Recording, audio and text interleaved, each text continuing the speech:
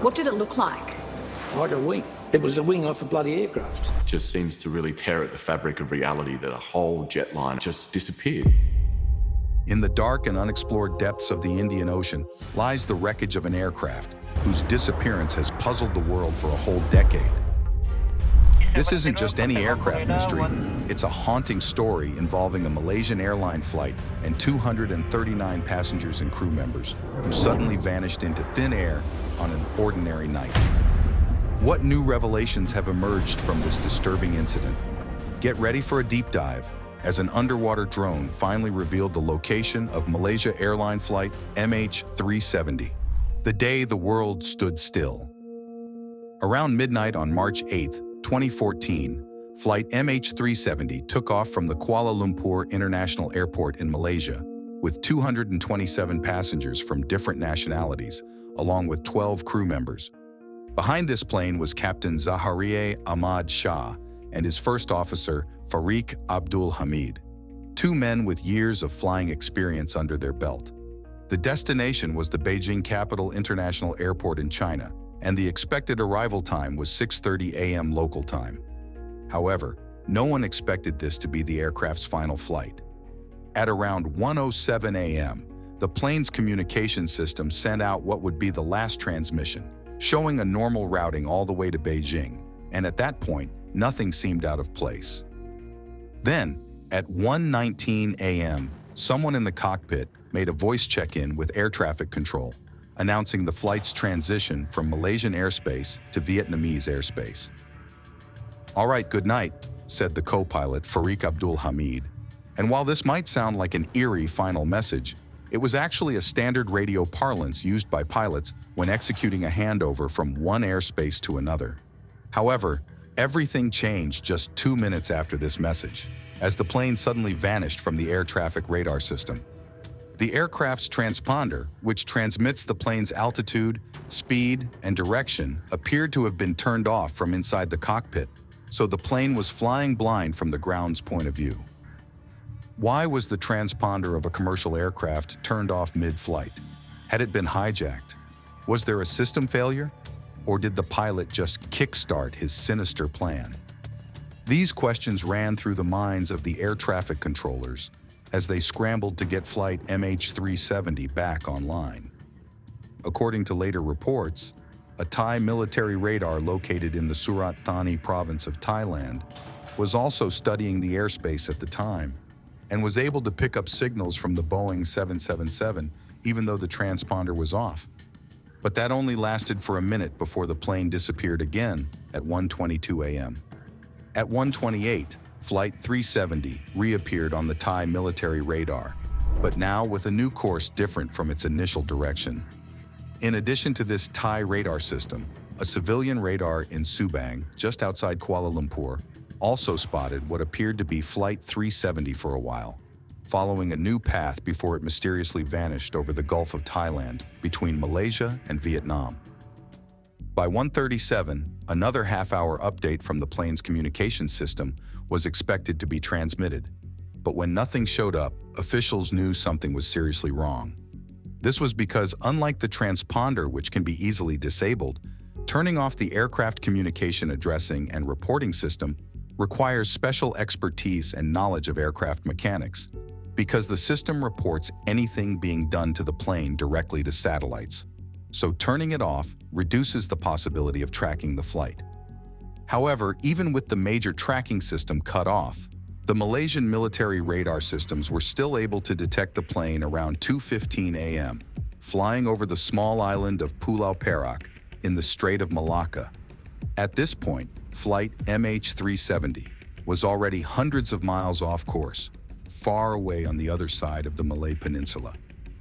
It was also at this point that the plane vanished totally from all civilian and military radar, and shortly after, a code red alert was issued from the Malaysian airport, officially declaring the plane missing.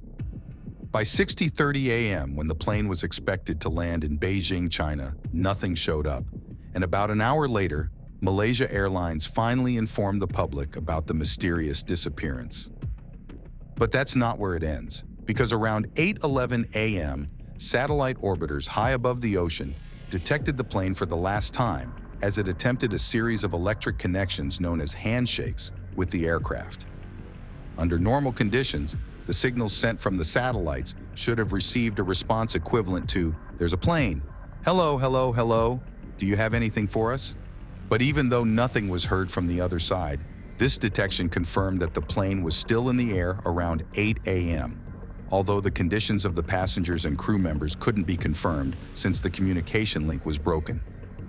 This would mark the beginning of the biggest search operation in the history of aviation, as experts and volunteers from all around the world banded together to solve a mystery that may never be solved. The search, a dive into the unknown. 4 hours after all communications was lost with flight MH370, the Kuala Lumpur Aeronautical Rescue Coordination Center was activated by the watch supervisor at the control center, as the initial phase of the search and rescue operation was kicked into high gear. By the time the public got to know about it the following morning, the experts were already analyzing the satellite and radar data available in an attempt to figure out what exactly happened to the aircraft.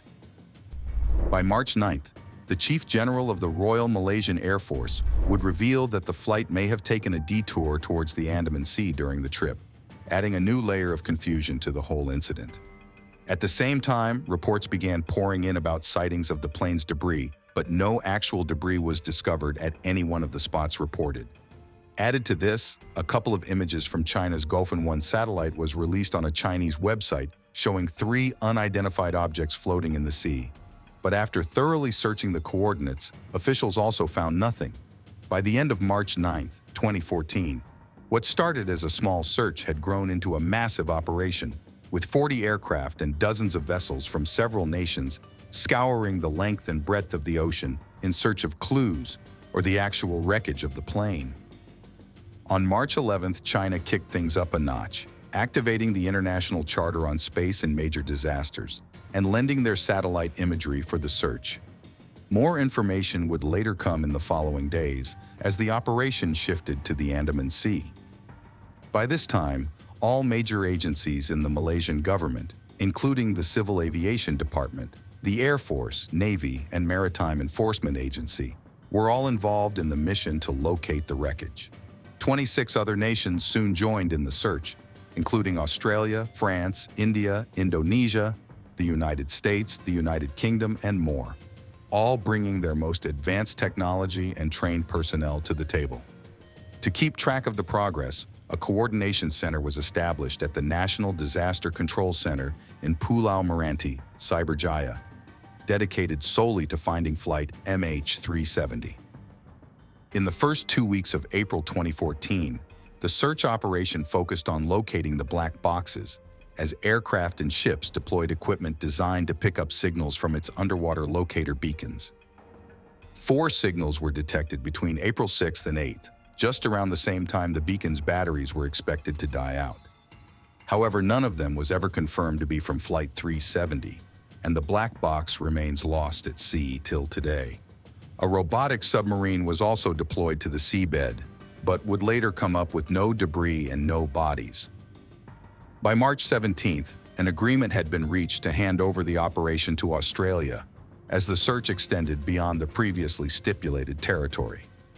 Coordinated by the Australian Maritime Safety Authority, with help from New Zealand and the United States, this new area encompassed about 200,000 square miles between Australia and the Kerguelen Islands, about 1,900 miles north of Perth. The biggest problem, however, was that this was literally the middle of nowhere, an area covered mostly by miles and miles of water with no end in sight, known for strong winds, inhospitable climate, terrible seas, and extremely deep ocean floors. These factors, coupled with the uncertainty that surrounded the wreckage's possible location, made the operation extremely difficult. But even with hundreds of debris captured by satellites and intense efforts by the search party, none of the finds were actually from flight MH370. By April 28, the chances of finding debris on the water surface had become highly unlikely, and the surface search was officially called off. According to the Australian Prime Minister Tony Abbott, any debris from the crash would have become waterlogged, and sunk to the bottom of the ocean. So it only made sense for all resources to be pulled back. But while all of this was going on, a couple of stories began to surface online, and in the news about people who had seen the airplane flying over after disappearing from the radars, taking this horror story to a whole new level. Sighting 1. Kota Baru, Malaysia. On the night Malaysian Airlines Flight 370 disappeared into thin air, two fishermen were casting their nets near the Malaysia-Thailand border when they saw a plane flying unusually low over the South China Sea. This was around 1:30 a.m., the same period when the plane vanished from air traffic control radar. The fisherman, identified as Azid Ibrahim, and his friend, had taken some unidentified people on a fishing trip off the coast of Kota Baru that night, when he looked up to see the low-flying plane. For an aircraft that would normally fly at 30,000 feet in the sky, this particular plane was touching the clouds, which came as a shock to Ibrahim. "It was really low. I saw the lights. They looked like the size of a coconut," he said in his report. Seeing something this suspicious, Ibrahim decided not to keep it to himself, and instead contacted the police to reveal his find. However, his story was never confirmed by the Malaysian officials, and experts remain unsure whether the aircraft sighted by the fishermen was actually flight MH370. However, Ibrahim wasn't the only one who saw something. Sighting 2. Vietnamese oil rig. Close by in Vietnam, a New Zealand man identified as Mike McKay was working on the Songa Merkur oil rig, about 186 miles southwest of Vung Tau, when he spotted a burning object in the sky, just hours after the plane had taken off. In an email to a New Zealand news outlet, McKay detailed his experience, saying, "I believe I saw the Malaysian Airlines flight come down. The timing is right." He then revealed how he initially saw the plane burning one piece before the flames died out some 10 to 15 seconds later. There was no literal movement, so it was either falling toward our position or going away from our location, McKay concluded, providing the coordinates where the aircraft may have crashed into. The report kickstarted a side search operation from Vietnamese authorities, but even after the Vietnamese Navy launched a deep search of the area, they found nothing. Sighting 3. Maldives Island. Shortly after this news became public, a new story emerged from a remote island in the Maldives, where residents claim to have seen a low-flying jumbo jet soaring through the skies the same morning the Malaysian plane disappeared. Locals living on the Isle of Kutahuvadhu in the Dalu Atoll gave a near-accurate description of a white plane with red stripes, which matched the commercial airliners. According to these locals, the jet was flying at an altitude so low that they could even make out the doors on the plane clearly.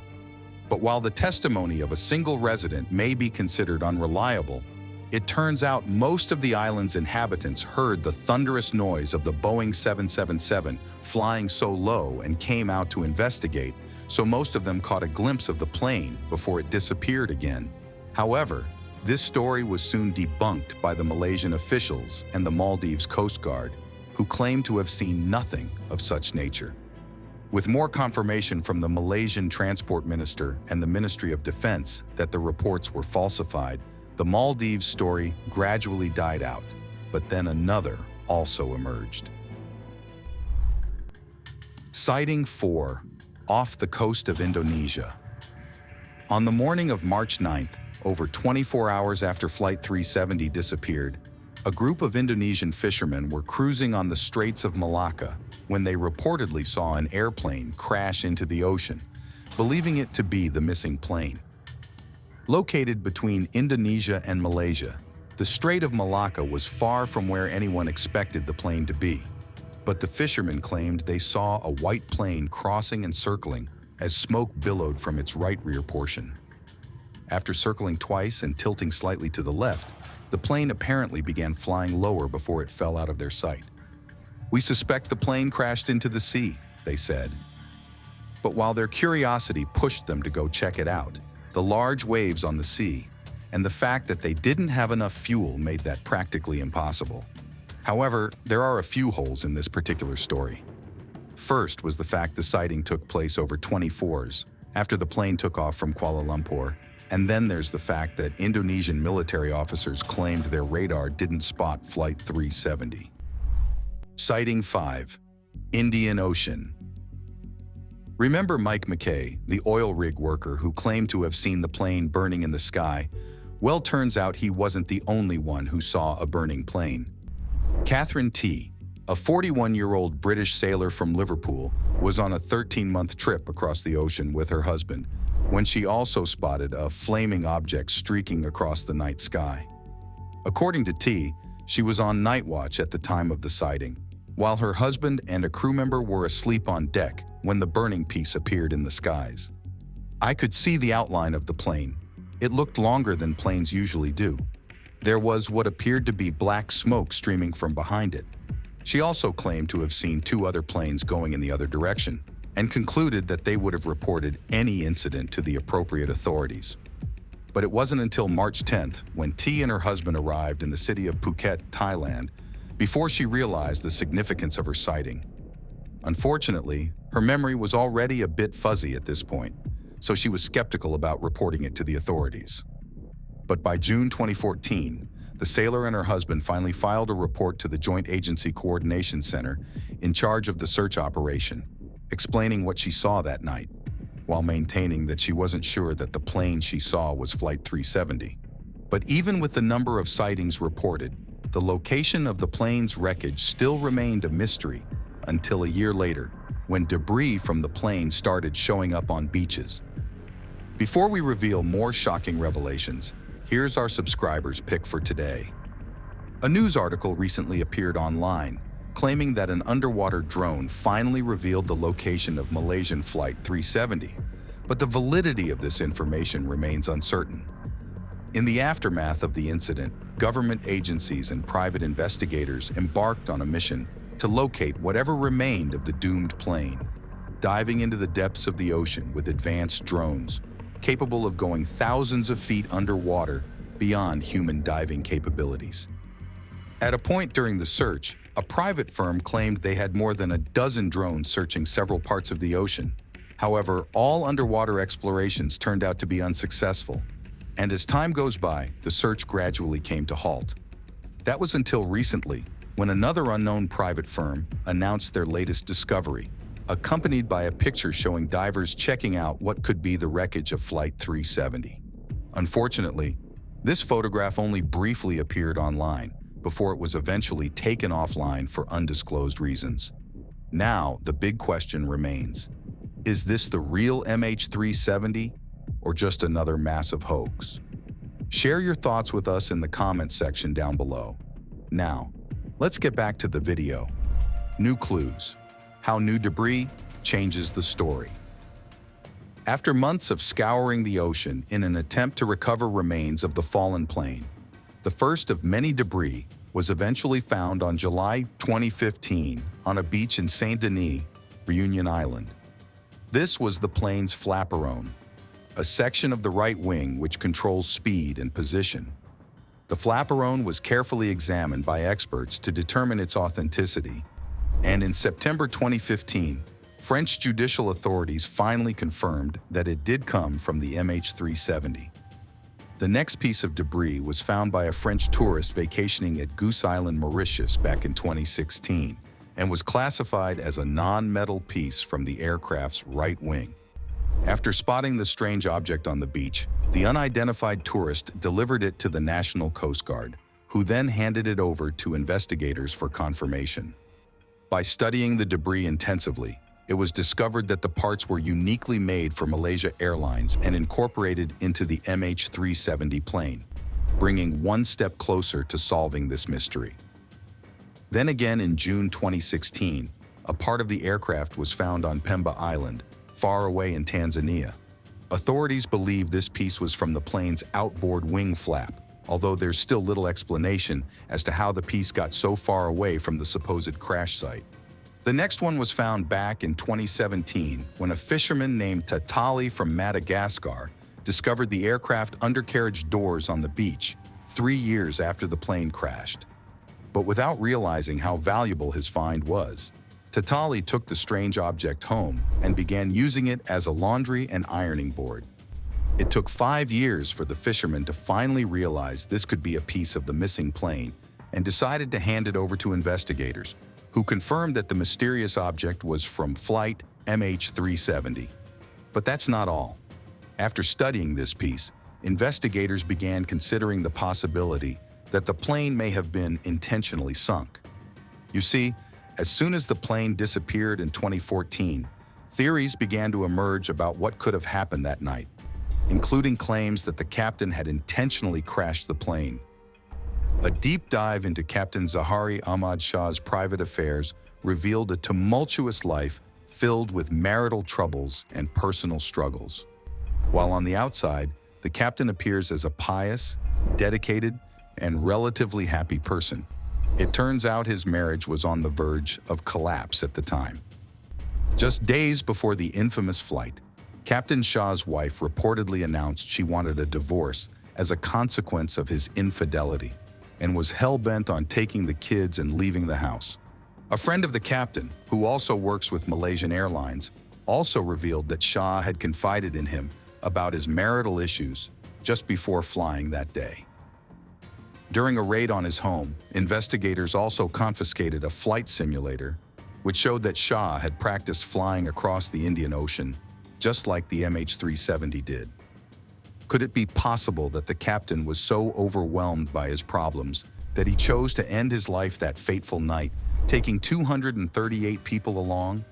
According to experts who studied the Madagascar piece, a component of it was missing, which meant that the pilots may have lowered the plane's tires just before it fell into the ocean. The fusion of the full speed effect intended to smash up the plane, as well as the elongated landing gear, were clear indications that Captain Shah had intended to plunge the plane as quickly as possible to conceal evidence of the crash. From all indications, it appears the Boeing 777 was thrown into a high-speed dive with the intention of breaking it into as many fragments as possible. Not surprisingly, it worked. However, this wasn't the only missing piece found in Madagascar, as in June of 2017, a fragment of the cabin interior panel was also found, although the authenticity remains unconfirmed. Earlier in March 2016, a portion of the plane's Rolls-Royce engine was also spotted on Mossel Bay in South Africa. However, since there was no unique identifier linking the engine with Flight 370, the only confirmation remained that the plane was the only Boeing lost in the Indian Ocean, so it could have only come from it. In addition to the previously mentioned, there was a flap-track fairing found on a Mozambique beach earlier in December 2015, a horizontal stabilizer found on a beach in Mozambique back in February 2016, and another piece with the words, "Caution, no step," stenciled on it found on Kangaroo Island, Australia in June 2016. Each of these fragments, scattered across several regions, reveals the gravity of the crash, but one particular debris could change the plot yet again, and maybe confirm some strange conspiracy theories. Fire on board? Since 2014, when the plane first crashed, an independent investigator known as Blaine Gibson has dedicated his time to locating the washed-up fragments of the plane, and through his efforts, 22 of these missing pieces have been located and identified. However, his most famous find would be this particular fragment also found on a beach in Madagascar, which showed signs of exposure to heat or fire. The piece, which was initially found by fishermen and handed over to Gibson, hinted at the possibility of the plane burning up, either in the air or after it crashed. This would confirm the accounts of the New Zealand oil rig worker and the British sailor who claimed to have seen a plane burning in the skies. According to Gibson's analysis, the piece was either part of the cabin or cargo area, rather than the part involved in flying, such as the wing. This piece, along with other parts of the plane found by Gibson, was sent to the Australian Transport Safety Bureau for proper identification and inspection.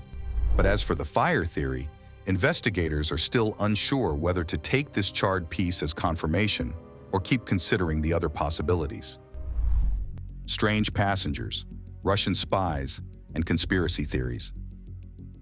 After flight MH370's mysterious disappearance, most people initially believed that the incident was linked to terrorism.